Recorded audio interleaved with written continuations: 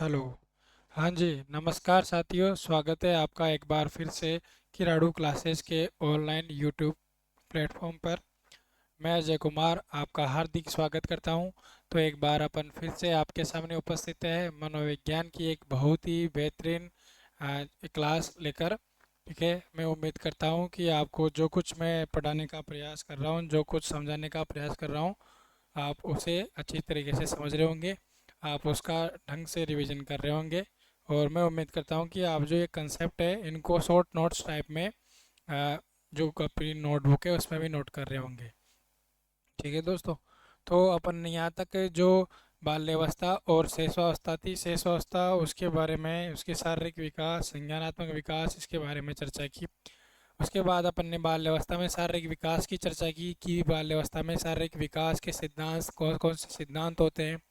अपन ने प्रोक्सिमो डिस्टल और सिफेलोकोडल जो सिद्धांत है उसके बारे में चर्चा की, जो कि एक बहुत ही ज़्यादा इम्पोर्टेंट जो कंसेप्ट है वो है, जो विभिन्न प्रकार की जो टीचिंग्स एग्जाम है उनमें ज़रूर पूछे जाते रहे हैं और आगे भी पूछे जाते रहेंगे।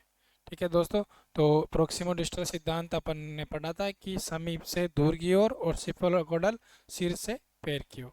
ठीक है दोस्तों, तो उसके बाद अपन बाल्यावस्था में आगे शुरू करते हैं कि बाल्यावस्था में संज्ञानात्मक विकास किस तरीके से बालक का होता है।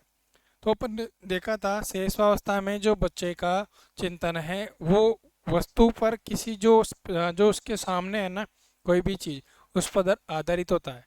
अगर वो उसके सामने नहीं है, ठीक है, वो उसके सामने अगर नहीं है तो वो उसके बारे में चिंतन नहीं कर पाता। जैसे मान लो ये बोतल पड़ी है, अब अगर उसके सामने ये बोतल है तो वो बोतल के बारे में सोच सकता है, बोतल के बारे में उसके इमेज बन सकती है, लेकिन जैसे ही बोतल को हटाएंगे, ठीक है, मतलब दृष्टि से ओझल तो मन से भी ओझल। तो जैसे ही दृष्टि से बाहर, दृष्टि क्षेत्र से बाहर कोई भी चीज़ चले जाती है, तो शेषवावस्था का बालक है वो उसको पहचान नहीं पाता है। ठीक है, लेकिन जैसे जैसे बालक बाल्यावस्था में आता है, 6 साल से ऊपर का वो होता है, तो उसमें जो ये वस्तु स्थायित्व का जो अपन ने गुण पढ़ा था, एक बहुत ही ज़्यादा इम्पोर्टेंट गुण था। ठीक है दोस्तों, कि ऐसी चेतना का विकास कि जब वस्तु हमारे सामने नहीं हो फिर भी हम उसकी कल्पना कर सकते हैं। इसका मतलब अपने मस्तिष्क में किसकी संरचना का विकास हो चुका है, वस्तु स्थायित्व की संरचना का विकास हो चुका है। ठीक है दोस्तों, तो अपन जो बाल्यावस्था में जो जैसे जैसे बच्चा आगे बढ़ता जाएगा उसमें जो उसका संज्ञान संज्ञान के बारे में अपन ने पहले भी चर्चा की थी, किसी भी चीज़ के बारे में चिंतन करना, सोचना, समझना, समस्या समाधान करना। तो संज्ञान आपका पीछा छोड़ेगा नहीं जब तक आप, उम्मीद करता हूँ कि आप जल्दी शिक्षक बने, तब भी संज्ञान जैसा शब्द है जो आपका पीछा नहीं छोड़ेगा। ठीक है दोस्तों, तो आगे अपन शुरुआत कर चुके हैं बाल्यावस्था में संज्ञानात्मक विकास। ठीक है दोस्तों, तो इस जहाँ हमने शेषावस्था में देखा कि वस्तु स्थायित्व का गुण विकसित नहीं हुआ था, वस्तु स्थायित्व का गुण जो उसके अंदर विकसित नहीं हुआ था, लेकिन इस जो बाल्यावस्था है इसमें इस संप्रत्यय को सीखने की जो योग्यता है ना, कौन से संप्रत्यय को, वस्तु स्थायित्व, इसको अंग्रेजी में बोलते हैं ऑब्जेक्ट परमानेंस।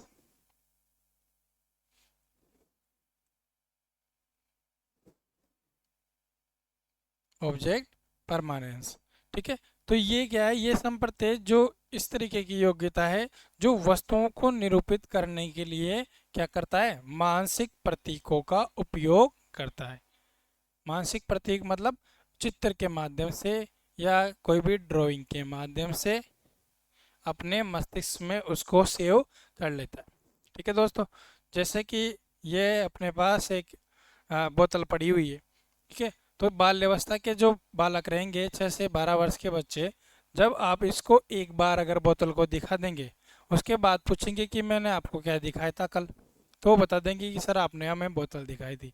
इसका मतलब वो ऑब्जेक्ट परमानेंस, वस्तु स्थायित्व के गुण को सीखने की जो योग्यता है वो उसको किस तरीके से विकसित कर रहे हैं, मानसिक प्रतीकों का प्रयोग करके। किस तरीके से, जो मानसिक प्रतीक है, प्रतीक है, उसमें अपने जो मस्तिष्क है उसमें वो उसकी क्या खींच लेते हैं, एक तरीके से इमेज बना लेते हैं। ठीक है, इसमें क्या होता है, जो वस्तु भौतिक रूप से, मतलब वस्तु भौतिक रूप से उपस्थित नहीं होती है फिर भी उसको निरूपित करने की योग्यता होती है।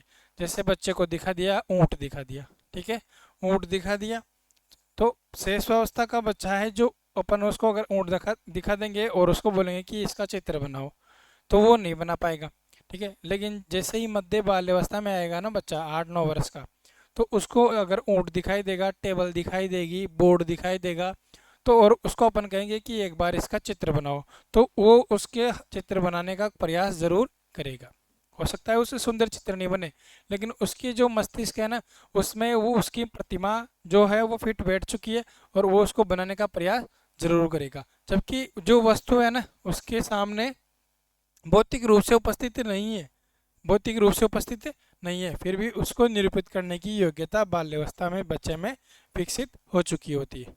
ठीक है दोस्तों, जैसे बच्चों को आप कहोगे कि वृक्षों, कुत्ता, घर आदि का क्या है चित्र बनाओ, तो वो उनको निरूपित करने के लिए ड्राइंग का इस्तेमाल करेगा। रूपरेखा जैसे होती है ना, जैसे इस तरीके से डॉट डॉट डॉट डॉट, हाँ,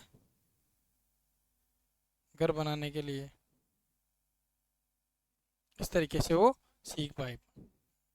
ठीक है दोस्तों, तो भौतिक जो वस्तु स्थायित्व का जो गुण है ना, वो उसके अंदर विकसित हो चुका होता है, क्योंकि उसका जो मानसिक संसार है ना वो अब धीरे धीरे विकसित हो रहा है। मानसिक संसार क्या है, धीरे धीरे विकसित हो रहा है, और उसके जो मस्तिष्क की संरचनाएं हैं वो इतनी मजबूत हो चुकी है कि अब की वस्तुओं को वो जो भी वस्तुओं को देखता है ना उसको एक तरीके से अपने मस्तिष्क में स्टोरेज करने लग जाता है, उसका भंडारण करने लग जाता है। इसी अवस्था में मानसिक संसार विकसित होने के कारण उसमें कौन से विचार विकसित होते हैं, प्रतीकात्मक विचार विकसित हो जाते हैं। कैसे, जैसे मान लो मैंने अपन ने बच्चे को दिखाया सेब, क्या दिखाया बच्चे को, सेब दिखाया, ठीक है। सेब अवस्था में जो बच्चा है वो सेब को जब देखेगा ना तो उसको इतना नहीं समझ पाएगा, लेकिन बाल्यावस्था में जैसे ही बच्चा आएगा तो आप बोलोगे सेब, तो जैसे ही सेब बोलोगे ना तो वो उसका इसका चित्र है ना, मतलब प्रतीक, इमेज, प्रतीक, है ना, वो बच्चे के दिमाग में विकसित हो चुकी है। तो जैसे ही आप बोलोगे सेब तो वो उसको आराम से पहचान पाएगा। ठीक है दोस्तों, तो अपन ने देखा बाल अवस्था में जो संज्ञानात्मक विकास है उसमें जो पहला पॉइंट था वो था एक वस्तु स्थायित्व, जिसमें क्या है वो वस्तु जो उसके सामने निरूपित नहीं है ना फिर भी वो उनको मानसिक रूप से प्रतीकात्मक रूप से निरूपित करने की योग्यताएं रखता है। ठीक है दोस्तों, तो आगे देखते हैं अपन। हाँ, बहुत ज़्यादा इम्पोर्टेंट जो कंसेप्ट मिलेंगे अपने को बाल्यावस्था की संज्ञानात्मक विकास से ज़रूर मिलेंगे। यहाँ से क्वेश्चन दोस्तों बनेंगे ही बनेंगे, मैं कह रहा हूँ, आप विश्वास रखिए क्वेश्चन आपको बिल्कुल इसी लैंग्वेज में देखने को मिलेंगे, सेम डिट्टो लैंग्वेज में आपको देखने को क्वेश्चन मिलेंगे। बस आप मेरे साथ है ना वीडियो के अंतिम जो क्षण होता है उस तक बने रहिए। ठीक है, तो ये जो कंसेप्ट मैं लिखा रहा हूँ ना आपको, ये इतने ऑथेंटिक और प्रमाणिक हैं, मैंने पहले ही बता रखा है कि ये इन जो कंसेप्ट है ना इनको आप बिल्कुल अच्छी तरीके से अगर समझ लोगे ना, आपके एग्जाम में कोई सा भी क्वेश्चन गलत नहीं होने वाला है। ठीक है, तो बिल्कुल बात अभी ये रहेगी, आप विश्वास रखिए। ठीक है दोस्तों, और भी अगर आपका कोई भी सुझाव होता है तो आप यूट्यूब पे कमेंट कर सकते हैं, या फिर मेरे जो व्हाट्सएप नंबर है उन पर आप व्हाट्सएप कर सकते हैं, केवल व्हाट्सएप करेंगे आप। ठीक है,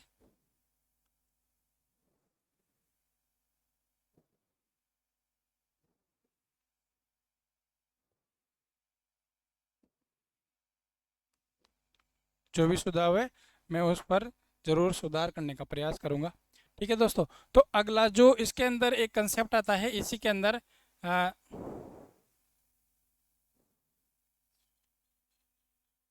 बाल्यावस्था में ही जो इसका संज्ञानात्मक विकास हो रहा है, मस्तिष्क का जो विकास हो रहा है ना, उसमें एक कंसेप्ट आता है अहम केंद्रवाद। क्या आता है, अहम केंद्रवाद। ठीक है, इसको इंग्लिश में बोलेंगे ईगोसेंट्रिक कंसेप्ट। ठीक है, ईगोसेंट्रिक, ये इस लैंग्वेज में भी दे सकता है, ईगो सेंट्रिक इस तरीके से लिख सकता है वो। तो इस ये क्या होता है कि जब बाल्यावस्था में जो बच्चा होता है ना, ठीक है, तो वो दुनिया को केवल स्वयं के दृष्टिकोण से देखता है। किस तरीके से, स्वयं के दृष्टिकोण से वो दुनिया को देखने का प्रयास करता है। जो दूसरों का जो दृष्टिकोण है ना उसको महत्व देने में वो सक्षम अभी तक नहीं होता है। किस तरीके से, मैं उदाहरण बताता हूँ आपको। जैसे मान लो आप इधर खड़े हो, ठीक है, आप इस साइड खड़े हो, इस साइड है कोई कोई सा भी जो बच्चा खड़ा है, कोई सा भी बच्चा या बच्ची खड़ी है बाल्यावस्था का। ठीक है, आपने लिखा 9, ये लिख दिया मैंने, मान लो ये संरचना बना दी। ठीक है दोस्तों, ये संरचना मैंने बना दी। तो अब इस बच्चे की तरफ से देखोगे तो ये 9 दिखाई दे रहा है। ठीक है दोस्तों, लेकिन बच्चा ये अभी तक समझ विकसित नहीं कर पा रहा है कि अगर इसको आपकी तरफ से देखा जाएगा तो ये 6 दिखाई देगा। आई बात समझ में? इसका मतलब है कि बच्चा अभी तक केवल खुद के दृष्टिकोण को ही ध्यान में रखता है। उसको उसे ये लगता है कि जो अपन कह रहे हैं, जो अपन सोच रहे हैं ना, वो बिल्कुल सही है, बाकी जो दूसरा कह रहा है ना वो गलत है। आई बात समझ में? जैसे बाल्यावस्था का कोई बालक है, ठीक है, उसको उसकी मैडम ने पढ़ाया कुछ भी कि A4 एप्पल पढ़ा दिया उसको, बच्चे A4 एप्पल पढ़ा दिया मान लो। अब उसके पापा को घर पे आके बोलेगा कि मैडम ने मेरे को A4 एप्पल बता दिया। ठीक है, अब उसके पापा भी जो पढ़े लिखे हैं तो वो बोलते हैं कि बेटा A4 एप्पल भी होता है और A4 क्या होता है, एयर भी होती है। क्या होती है, एयर। तो एयर मतलब हवा है ना। तो बच्चे को उसने बताया तो नहीं, तो उसने मना कर दिया कि नहीं नहीं पापा, A4 तो एप्पल ही होता है। तो वो क्या कर रहा है, केवल खुद के दृष्टिकोण को ही समझ ही पाता है, दूसरों के दृष्टिकोण के प्रति समझ को विकसित वो अभी तक नहीं कर पाता है। ठीक है, तो इस गुण को क्या बोलते हैं अपन, अहम केंद्रवाद इसको बोलते हैं, और इंग्लिश में बोलते हैं इसको ईगो सेंट्रिज्म। क्या बोलते हैं इसको, ईगो सेंट्रिज्म। आप ध्यान रखेंगे, ऐसा गुण जब बच्चा या बालक केवल स्वयं के दृष्टिकोण को ही महत्व देता है और दूसरे के महत्व को, जो दृष्टिकोण को उसको महत्व देने में सक्षम नहीं हो पाता है, इसको बोलते हैं अपन अहम केंद्रवाद। फिर ठीक है, अगला देखते हैं फिर अपन जीववाद। कौन सा, जीववाद। ध्यान रखेंगे आप, हिंदी में जीववाद लिखा हुआ आएगा और इंग्लिश में क्या लिखा हुआ आएगा, क्या लिखा हुआ आएगा इंग्लिश में, एनिमिज्म। एनिमिज्म। ठीक है दोस्तों, तो ये क्या है, ये है, देखो मैं उदाहरण बताता हूँ आपको, आप अच्छी तरीके से भी समझ जाओगे कि एक जैसे कोई बाल्यावस्था का बच्चा है, 4-5 साल, 5-6 साल का है ना, 5-6 साल का, 6-7 साल का बच्चा, वो क्या है, सड़क पे साइकिल चला रहा था। तो छोटी साइकिल लेके आया उसके मम्मी पापा उसके लिए। तो साइकिल चला रहा था ना, तो दो देर सीखा, ये अभी सीख ही रहा है, तो वो क्या है, गिर गया तो उसको चोट लग गई। अब चोट लग गई तो वो क्या करता है, वो सड़क को मारता है, मैंने मार दिया, मेरे मार दिया। तो वो सड़क को क्या मानता है, वो सड़क को सजीव मानता है दोस्तों। क्या मानता है वो, सड़क को सजीव। तो सड़क कोई नहीं, वो सभी जो चीज़ें हैं ना उनको सजीव मानता है। जैसे जब अपन छोटे थे अभी बचपन में, हाँ, तो जैसे अपन क्या सोचते थे कि चांद है ना, चांद, ये चांद मेरे साथ साथ चल रहा है। सोचा होगा ना दोस्तों सभी ने कि चांद क्या है, मेरे साथ चल रहा है। इसका मतलब वो इसको जो किसी भी जो निर्जीव वस्तु है ना उसमें सजीवता की कल्पना करना लग जाता है। वो क्या करने लग जाता है, किसी भी निर्जीव वस्तु में सजीवता की कल्पना करने लग जाता है कि ये वस्तु क्या है, अपनी तरह ही बोल सकती है, अपनी तरह ही सुन सकती है, अपनी तरह ही चल सकती है। तो चांद को देखता है तो भाई चांद तो चल रहा है। ठीक है, कोई भी जैसे गुड़िया है ना, क्या गुड़िया होती है ना, जैसे गुड़िया होती है, कोई भी पुतला होता है, तो उसको क्या सजीव मानता है, उसको खाना खिलाता है ना, उसको नहलाता है, उसको कपड़े पहनाता है। तो इसका मतलब कि कौन सा गुण है उसके अंदर, कौन सा गुण, एनिमिज्म। जीववाद का जो गुण है वो विकसित हो रहा है उसमें, और वो उसके कारण सभी जो निर्जीव वस्तुएं हैं उनमें सजीवता की कल्पना करता है और उनको अपने समान क्या बनता है, सजीव बनता है। ठीक है, तो ये चीज़ आप ध्यान रखेंगे कि जीववाद क्या है, यह चिंतन की सभी जीव उनके तरह सजीव है। ठीक है, और निर्जीव वस्तु में भी जीव की कल्पना करता है। निर्जीव वस्तुओं में क्या करता है, जीवन की कल्पना करता है। जैसे मान लो चांद को स्वयं के साथ चलते हुए देखता है, ठीक है, गिरने पर सड़क को क्या करता है, मारता है कि सड़क ने मुझे चोट पहुंचाई। या फिर आपने देखा होगा कि मान लो एक कोई गुड़िया लियाएगा या कोई भी पुतला छोटा खेलने के लिए टॉय आता है ना, टॉय आजकल तो अलग अलग तरीके का आ रहा है, कोई टार्जन का आ रहा है, कोई किसका आ रहा है, छोटा बीम वगैरह। तो उसका जो है ना पुतला लियाएगा और उसको ना बिल्कुल किस तरीके से ट्रीट करेगा कि ये क्या है, एक तरीके से सजीव है। उसको नहलाएगा धुलाएगा, उससे बातें भी करेगा। तो इस गुण को आप ध्यान में रखेंगे तो दोस्तों बहुत ज़्यादा इंपॉर्टेंट है। पर्सन इसमें बन चुका है रीट में, ठीक है, दोनों में बन चुका है, इससे बन चुका है और इसका भी बन चुका है, और आगे भी बनने की प्रबल संभावना रहती है, क्योंकि ये जो कंसेप्ट है ना, ये बहुत ही अच्छे और स्टैंडर्ड कंसेप्ट होते हैं, ठीक है। इनका बढ़िया बढ़िया जो नाम होता है ना, तो ये ऐसे क्या है, जो एग्जामिनर ऐसे कठिन नाम होते हैं ना, उनको जरूर उठाता है, ठीक है दोस्तों। तो अहम केंद्रवाद अपन ने वस्तुस्थिति देखा, और अहम केंद्रवाद देखा, और तीसरा क्या देखा, एनिमिज्म, जीववाद, ठीक है। आगे देखते हैं अपन इसी में ही। हाँ,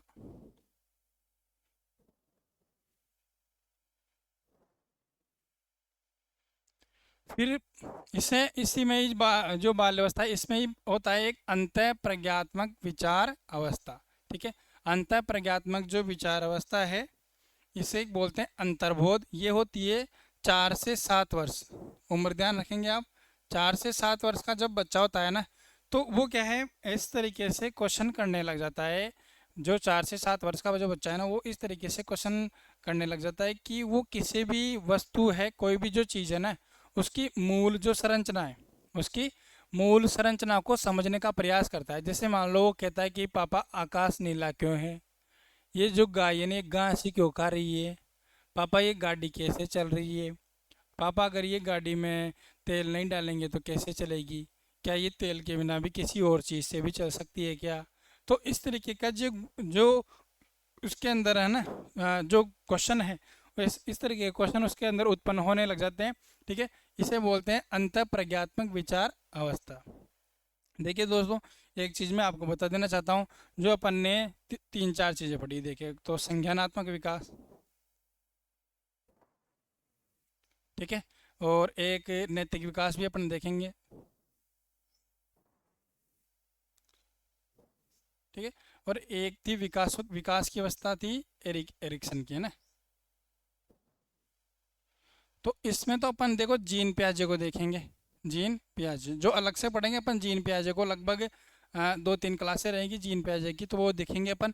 और नैतिक विकास में अपन देखेंगे कोहल वर्ग को, ठीक है, कोहल वर्ग को। तो अभी तो क्या है, जो जैसे जैसे मैं अवस्था को पढ़ाता जा रहा हूँ, वैसे वैसे जो कंसेप्ट बीच में आ रहे हैं मैं उनको आपको बताता रहा हूँ साथ के साथ। तो जो ये अवस्था है ना, अंतःप्रज्ञात्मक विचार अवस्था, ये किसने की थी, जीन पियाजे ने, ठीक है। जब जीन पियाजे को पढ़ेंगे तब भी मैं इसको विस्तृत रूप से समझाऊंगा। तो अंतःप्रज्ञात्मक विचार अवस्था 4 से 7 वर्ष की होती है, और बच्चा इस तरीके के क्वेश्चन करने लग जाता है कि वो उस किसी भी जो वस्तु का जो मूल स्वरूप है ना, मूल स्वरूप, कौन सा स्वरूप,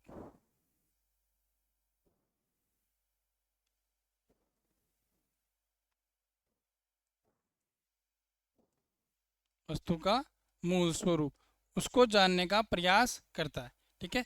और उसको,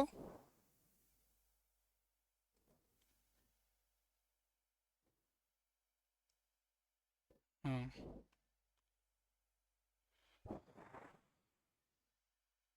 वस्तु को जानने, मूल स्वरूप को जानने का प्रयास करता है। प्रश्न पूछता है कि वृक्ष कैसे बढ़ते हैं, ठीक है दोस्तों।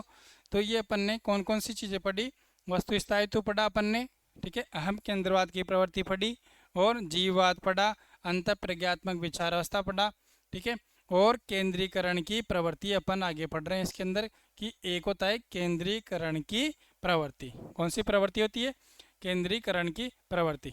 ध्यान देंगे आप, जैसे एक बच्चा है बाल्यावस्था का, 6 7 साल का, स्कूल से आया, ठीक है। स्कूल से आते ही उसने कहा कि मम्मी मेरे को तो बनाना शेक पीना है। क्या पीना है, बनाना शेक पीना है। तो उसकी मम्मी ने उसको बनाना शेक उसमें किस में डाल के दे दिया, इसमें डाल के दे दिया, एक गिलास में, ठीक है, इस गिलास में डाल के दे दिया।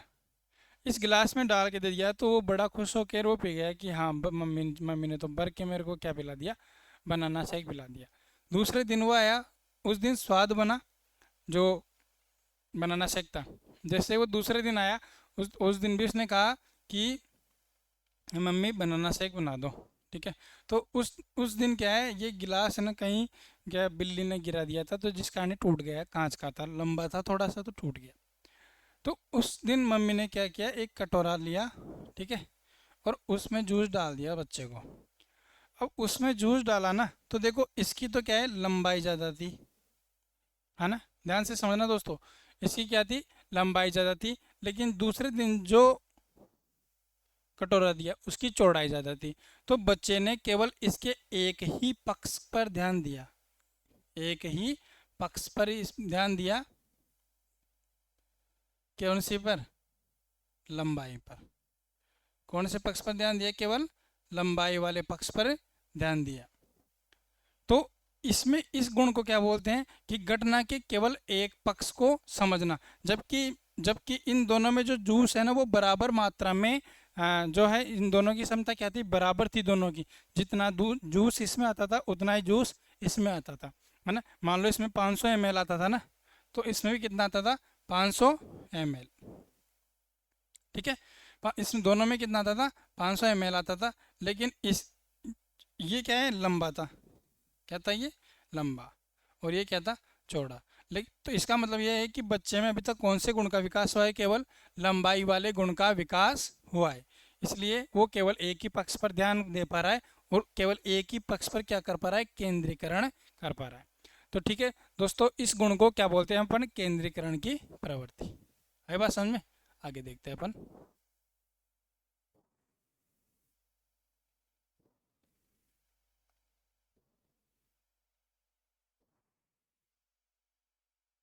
हाँ जी, ठीक है दोस्तों, तो यहाँ तक अपन ने देखा। फिर जो मध्य एवं विलंबित बाल्यावस्था होती है उसके बारे में थोड़ा सा देखते हैं अपन। मध्य और विलंबित जो बाल्यावस्था होती है वो 9 से 12 वर्ष के मध्य होती है। 9 से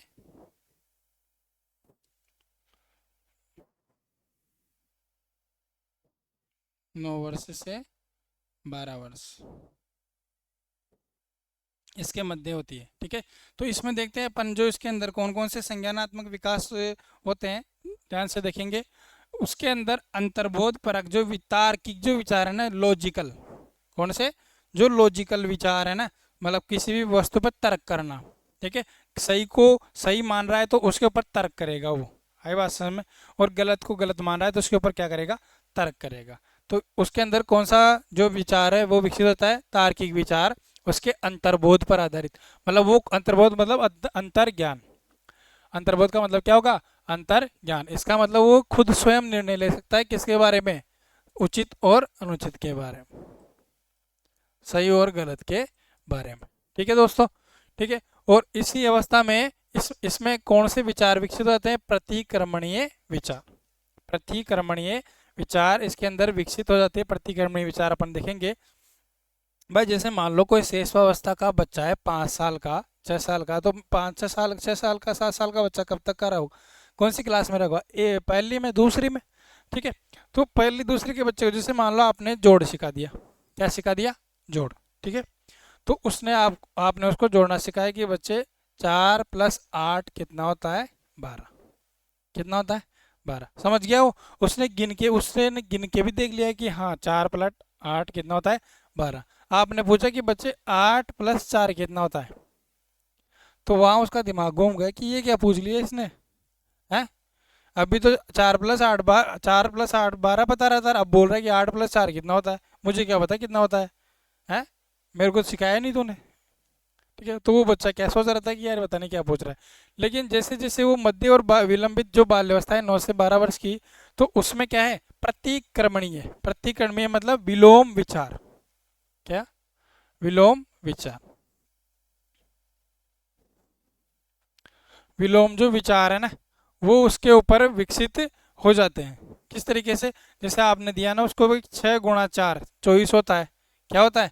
6 × 4 24 होता है। तो वो समझ जाएगा। फिर उसके बाद आप उसमें ये गुण विकसित हो चुका है तो 4 × 6 को भी क्या कहेगा? 24 ही कहेगा। आई बात समझ में? इसे बोलते हैं कौन सा? प्रतिक्रमणीय विचार। एक और उदाहरण दीजिए, देखिए इसका। देखिए बच्चा क्या है? वास्तविक जो वस्तु है ना जो उसके सामने, उन पर संक्रियाएं करना सीख जाता है।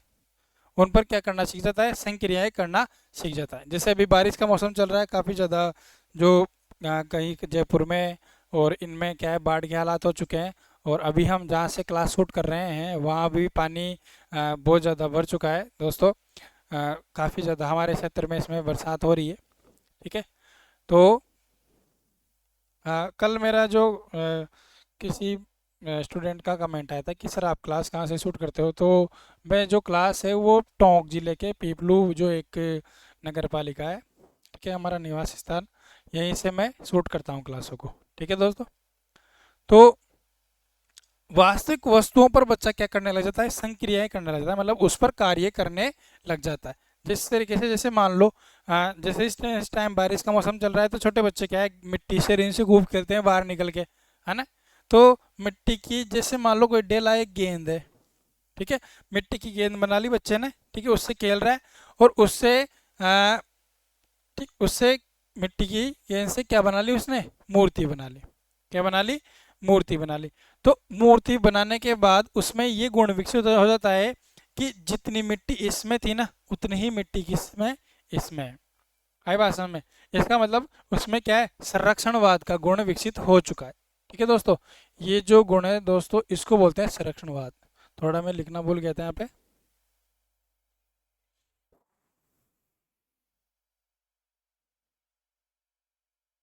ठीक है, ये है ना, ये है प्रतिक्रमणीय। तो कहाँ से आ गया वापस, भाग जा, छूमंतर। ठीक है, तो ये जो है ना, ये प्रतिक्रमणीय विचार है, और ये जो है ये बोलते हैं संरक्षणवाद। ध्यान रखेंगे आप, इसे बोलते हैं संरक्षणवाद। ठीक है, इसका मतलब भाई गेंद का जो मात्रा इसमें थी, वही मात्रा इसमें संरक्षित रहती है, चाहे अपन इससे कुछ भी बना ले। तो इसे बोलते हैं अपन संरक्षणवाद, और इसे बोलते हैं अपन प्रतिक्रमणीय विचार। ठीक है, इस अवस्था में बच्चे में अहम केंद्रवाद में भी कमी आती है, अर्थात वो दूसरे का जो पॉइंट ऑफ व्यू है, दूसरों के दृष्टिकोण को भी महत्व देना शुरू कर देता है। और लेकिन इस अवस्था में क्या है, बच्चे में अमूर्त चिंतन नहीं होता है। अमूर्त का मतलब क्या होता है कि कोई वस्तु अपने सामने नहीं है, फिर भी अपन उसकी कल्पना कर सकते हैं, उसके बारे में चिंतन कर सकते हैं, उसे बोलते हैं अमूर्त चिंतन। जो ये चिंतन है अभी तक बालक में विकसित नहीं हुआ होता है, ये किशोर अवस्था की शुरुआत में जो है ना शुरू होता है। ठीक है, तो इसमें क्या है, मूर्त वस्तु, मूर्त का मतलब जो वस्तु सामने है ना, केवल उसी के बारे में ही वो चर्चा कर पाता है। ठीक है दोस्तों, ये रहा, ये देखते हैं अपन कि वस्तुओं की अनुपस्थिति में वो तुलना नहीं कर पाता है। जैसे मान लो बीज गणितीय संकल्पनाएं हैं, उसके बारे में उसको समझ विकसित नहीं होगी। ठीक है, जैसे अपन ने को उसको लिख दिया कि x प्लस वाई के होल स्क्वायर है, इसको ओपन करो।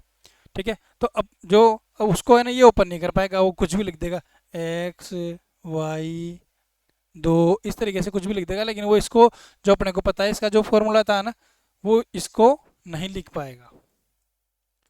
ठीक है ना, इस फॉर्मूले को वो नहीं लिख पाएगा, क्योंकि उसके अंदर अभी तक अमूर्त संकल्पनाएं विकसित नहीं हुई है।